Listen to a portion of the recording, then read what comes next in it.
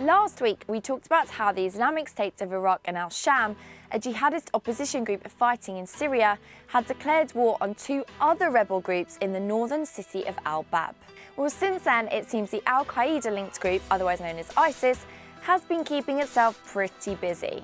Last Wednesday, ISIS seized the northern town of Azaz from the Free Syrian Army, a rebel movement that is seen as more moderate than ISIS and is backed by the US and other Western countries. Then on Friday, the two sides declared a ceasefire. And now, the Saudi-owned news company Al Arabiya is reporting that one of ISIS's top commanders, named Abu Abdallah al-Libi, was killed on Sunday in the northwestern city of Idlib. Young anti-government Syrians have started a campaign on Twitter with the hashtag #ISIS-doesn't-represent-me. ISIS seem increasingly concerned about the PR backlash that's growing against them, and in the past few months have been getting up to all kinds of pretty bizarre activities in order to improve its image, such as holding an ice cream eating competition for kids.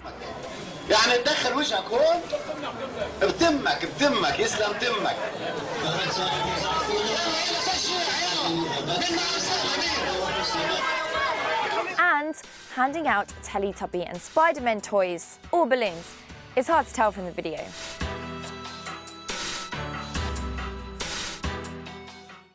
And now for your comments. On our video about Germany and the UK selling chemicals to Syrian firms, Amora27 Omar said this. And please point out the fact that the world is okay with Assad killing us with Scud missiles and all other kinds of weapons, but not chemical weapons. And on Sam's video about the private space freighter Cygnus blasting off into space, Matthew Lynch said this. Interesting. I have this feeling companies will be exploiting the moon's resources within this century.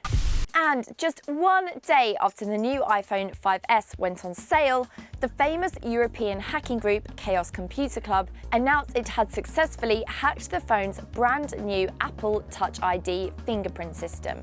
In a statement on its website, Chaos Computer Club said it had managed to bypass the biometric security of Apple's Touch ID using easy everyday means, and just in case anyone was in any doubt, even included a video showing what they called the defeat.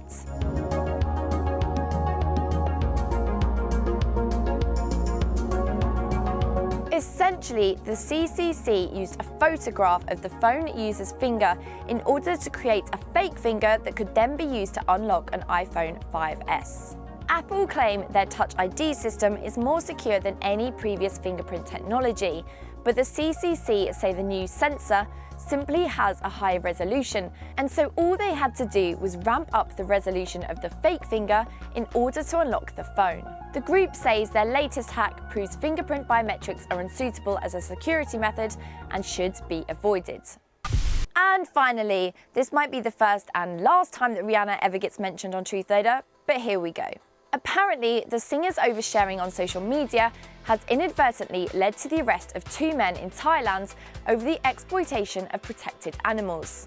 Rihanna was reportedly holidaying in Thailand when she tweeted this Instagram photo of herself with a slow loris. In case you're not too familiar with this incredibly cute but also protected species, one was also a star of the infamous YouTube video Slow Loris Eating a Rice Ball.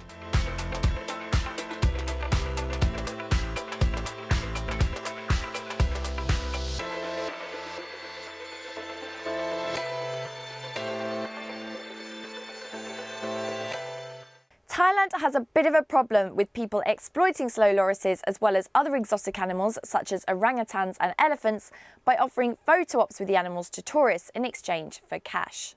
And after Rihanna's photo was liked more than 200,000 times on Instagram, it alerted the Thai authorities to two men who had been selling photo ops of the slow loris pictured with the singer to tourists. Police confiscated two slow lorises from the pair, and they have now been arrested on charges of possessing protected animals.